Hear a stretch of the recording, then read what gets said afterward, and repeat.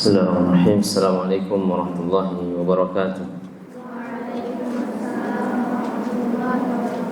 Alhamdulillah, nahmaduhu wa nasta'dihi wa natubu ilayhi wa na'udzu billahi min shururi anfusina wa sayyiati a'malina. Man yahdihillahu fala mudilla lahu wa man yudlil fala hadiya lahu. Asyhadu an la ilaha illallah wahdahu la syarika lahu wa asyhadu anna Muhammadan 'abduhu wa rasuluhu sallallahu alaihi wasallam. La nabiyya ba'da, amma ba'd. Pembahasan kita pada siang hari ini mesti berhubungan berkaitan dengan niat tentang orang yang mempelajari dan mengajarkan Al-Quran. Pada pekan lalu kita sudah membahas tentang bagaimana seseorang berniat hanya kepada Allah untuk mendapatkan balasan dari Allah. Adapun pada siang hari ini kita membahas aplikasinya, bagaimana orang-orang yang salah dalam niatnya, tidak ikhlas mendapatkan dunia, mereka tidak mendapatkan pahala dari Allah Tabaraka wa Ta'ala. Muallif mengatakan dalam kitabnya, yanbaghi alla yaqsida bihi tawassulan ila ardin min a'radid dunya min malin aw riyasatin aw wajahatin aw irtifa'i ala aqranihi.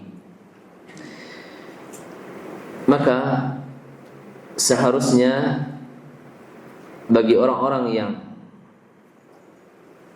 mengajarkan Al-Quran, hendaknya dia tidak mengharapkan dunia, tidak mengharapkan min a'radid dunya, min malin, berupa harta, au riyasatin au wajahatin au irtifa'i akranihi, ataupun kedudukan, popularitas, dan juga pujian, atau ingin ditinggikan, irtifa'i ala akranihi, ingin dilebihkan dibandingkan dengan teman-temannya yang lain. Nah, ini termasuk ke dalam hal yang bersifat duniawi. Awis thana'i 'indan nas, begitu juga dengan pujian dari manusia. Awis sarfi wujuhin nasi ilaih, atau ingin mengambil memalingkan, mendapatkan pandangan dari manusia, maka ini tidak dibenarkan. Aw nahwi dzalik. Wala yashinul mukri'u iqra'ahu bitama'i fi rifqi yafsulu lahu min ba'di ma yaqra'u alayhi. Dan juga bagi seorang yang membaca Al-Quran atau yang mengajarkan Al-Quran, ketika dia mengajarkan Al-Quran, maka tidak dibenarkan baginya untuk mengambil sesuatu daripada orang yang diajarkannya, daripada muridnya. Sawa'un kana rifqun malan, termasuk juga harta, tidak diperbolehkan untuk mengambil gaji. Nah, ini bagaimana ini yang menerima gaji dari yang mengajarkan Al-Quran? Musyrifah terima gaji enggak kemarin tanggal 1? Berarti dikembalikan lagi ke markas. Nanti akan kita bahas. Kemudian juga khidmah, bantuan. Jadi karena kita mengajarkan Al-Quran kepadanya, maka datang balasan kepada kita berupa bantuan, berupa harta. Kan begitu. Wa in qalla, walaupun sedikit. Walaupun sedikit. Sedikit saja tidak boleh, apalagi banyak, kan begitu ya. Walau kana ala suratil hadiyah allati laula qira'atuhu alaihi lama ahdaha ilaihi. Maksudnya apa? Kalau seandainya dia tidak mengajarkan Al-Quran, maka dia tidak mendapatkan hadiah dari orang yang diajarkannya. Nah, ini tidak benar. Tidak benar. Kita bacakan dulu perkataan-perkataan dari Imam An-Nawawi. Qala Allah Ta'ala, kemudian Allah Subhanahu wa taala berfirman, Wa man kana yuridu harthad dunya nu'tihi minha wa ma lahu fil akhirati min nasib. Dan barang siapa yang mencari keuntungan dunia, mengharapkan balasan dunia, wa ma lahu fil akhirati min nasib, maka di akhirat dia tidak mendapatkan apa-apa. Dalam ayat lain dalam surah Al-Isra, Allah Subhanahu wa taala berfirman, "Man kana yuridul 'ajilata 'ajjalna lahu fiha ma nasha'u liman nurid." Barang siapa yang ingin disegerakan keuntungan dunia, maka Allah akan berikan keuntungan tersebut sesuai dengan apa yang diinginkan. Allah berikan baginya keuntungan dunia kalau seandainya dia mengajarkan Al-Quran, mengajarkan ilmu, ingin mendapatkan harta, Allah akan berikan itu.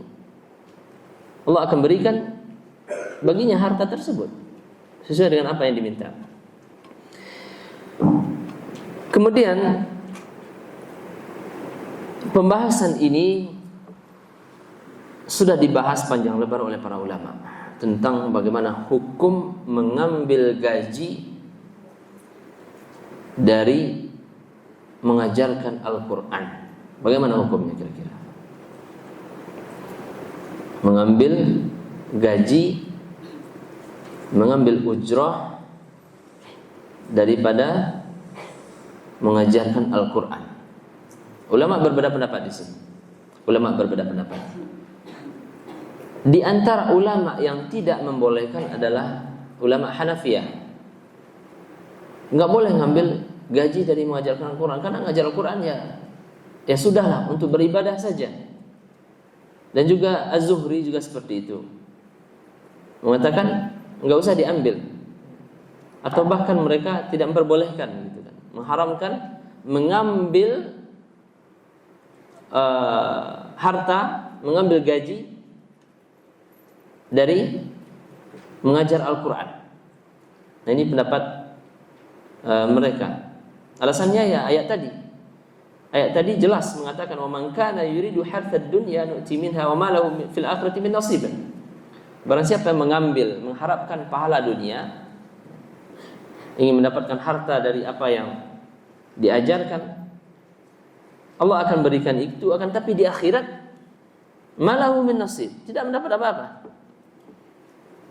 Nah, beliau berdalil dengan ini. Akan tetapi pendapat yang kedua, ini yang perlu kita ingat. Pendapat yang kedua, sebagaimana yang dikatakan oleh Syekh bin Baz, Syekh Utsaimin, kemudian fatwa Lajnah Daimah, dan mayoritas ulama membolehkan untuk mengambil ujrah, mengambil gaji dari orang-orang yang mengajarkan Al-Quran.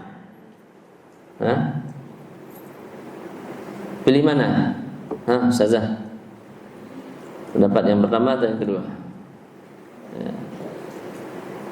Maka kita mengambil pendapat yang kedua, dan inilah pendapat mayoritas para ulama yang mendekati kebenaran. Bahwasanya tidak ada masalah ketika dia mengambil gaji dari orang-orang yang yang diajarkan Al-Quran. Kemudian bagaimana dengan perkataan yang tadi, perkataan Imam Nawawi? Padahal mazhab Syafi'i, ulama-ulama Syafi'i yang memperbolehkan untuk mengambil gaji ketika kita mengajarkan Al-Quran, perbolehkan. Imam An-Nawawi, kemudian ulama-ulama Syafi'i. Maksud dari perkataan Imam An-Nawawi ini adalah ketika dia hanya meniatkan untuk dunia saja. Ini hati-hati, masih berkaitan dengan niat. Misalnya ngajar ngaji agar diberikan nanti hadiah gitu kan. Kalau enggak dapat hadiah, kalau enggak dapat harta, enggak mau ngajar ngaji. Kalau enggak diberikan gaji, enggak mau ngajar. Atau hanya sebatas dunia saja. Tujuannya hanya untuk dunia saja, ingin ganti HP, ingin beli baju baru, sepatu baru, tapi meninggalkan pahala akhirat. Nah, ini yang tidak diperbolehkan. Ini yang tidak diperbolehkan. Seharusnya dia lebih mendahulukan keikhlasan mendapatkan pahala di akhirat lebih besar. Adapun ketika dia mendapatkan harta di dunia, ingin diberikan hadiah, ini tidak jadi masalah ketika tidak diberikan. Ketika diberikan, alhamdulillah. Dalam hadis lain dikatakan tahabu. Ya.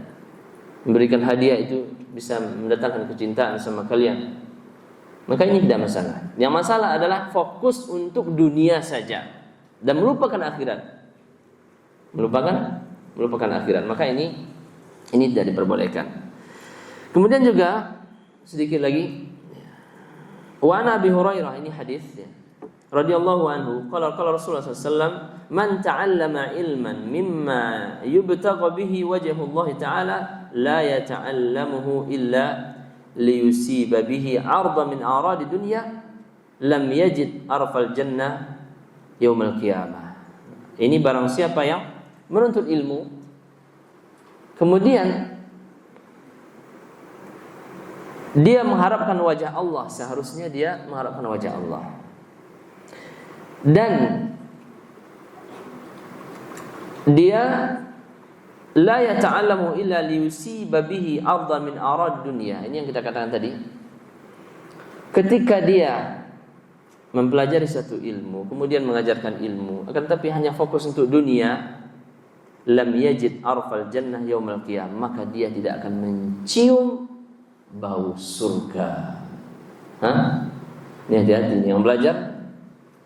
Yang belajar tujuannya untuk apa? Untuk syahadah, untuk jabatan, untuk dunia, ingin dipuji dan lain sebagainya. Ini kan akibat salah niat. Maka nanti apa akibatnya? Dia tidak akan mendapat atau mencium bau surga. Menciumnya saja tidak pernah. Apalagi masuk ke dalamnya. Apalagi masuk ke dalamnya. Maka hati-hati niat kita. Kemudian terakhir, ini hadis terakhir. Wa an Anas wa Hudzaifah wa Ka'ab bin Malik radhiyallahu anhum anna Rasulullah sallallahu alaihi wasallam qala man talaba al-ilma liyumari bi sufaha. Barang siapa yang menuntut ilmu untuk mendebat orang-orang yang lemah, sufaha. Tujuannya apa? Untuk menjatuhkan lawannya. Au yukatsir bil ulama, atau menjatuhkan para ulama, membantah para ulama gitu kan. Au yasrifa bihi wujuhun nasi ilaihi, atau ingin mencari perhatian dari orang lain. Falyatabawwa maq'adahu minan nar, maka dia berhak mendapatkan tempat nanti di dalam neraka. Tempatnya dalam neraka. Maka hati-hati ketika kita menuntut ilmu untuk apa? Untuk menjatuhkan orang lain, untuk membantah para ulama. Kan ada orang belajar seperti itu ya. Tujuan belajarnya untuk berdebat. Untuk berdebat. Ada orang seperti itu memang. Atau ingin mencari perhatian manusia, ingin diperhatikan gitu kan, ingin dipuji, ingin dikatakan pintar. Seorang yang mempelajari Al-Quran ini ingin dikatakan qari, saya pintar, hafalan saya banyak, bacaan saya bagus. Pokoknya semuanya bertujuannya agar manusia melihatnya. Maka apa balasannya? Falyatabawwa maq'adahu minan nar. Nauzubillahi min dzalik. Maka hati-hati. Terkadang hari ini kita ikhlas membaca Al-Quran, tapi besok belum tentu. Ya. Ketika kita sendiri mungkin kita ikhlas membaca Al-Quran, niat kita benar. Ya. Akan tapi ketika ada musyrifah, ketika ada ustazah, ketika ingin di video seperti ini ujian nih di video-video seperti ini. Ya. Masukkan ke YouTube, ya, Al-Afaq Media, ini ujian. Apa? Ingin dilihat manusia, hati-hati. Kalau salah niat, salah tujuan, bisa-bisa pahalanya berkurang atau bahkan habis sama sekali. Nah, maka dari itu kita berlindung pada Allah Subhanahu wa taala, berusaha setiap ibadah kita tidak hanya baca Al-Quran. Belajar di kelas pun tidak gara-gara ustazah, tidak gara-gara teman, tidak. Kita fokus pada diri kita sendiri. Bahwasanya saya belajar untuk Allah Subhanahu wa taala, mendapatkan balasan dari Allah Subhanahu wa taala. Menuntut ilmu ini adalah pahalanya besar, adalah surga, salah satu jalan di antara jalan-jalan menuju surga. Sama juga dengan musyrifah. ustazah, wal asatidah semuanya. Terkadang niat kita berubah bergeser gitu kan. Bergeser. Misalnya si fulan suka berikan hadiah ketika kita mengajarkannya. Adapun di kelas ini tidak. Sehingga kita membeda-bedakan. Nah, ini yang dipermasalahkan oleh para ulama. Ketika dia mengharapkan sesuatu dari manusia, seharusnya sama saja. Mau dikasih oleh manusia, mau dipuji, mau dibenci, sama saja baginya. Dia akan tetap istiqomah ngajar. Dia akan tetap istiqomah belajar. Tapi itulah kira-kira nasihat yang indah dari kitab ini. Mudah-mudahan bisa kita amalkan.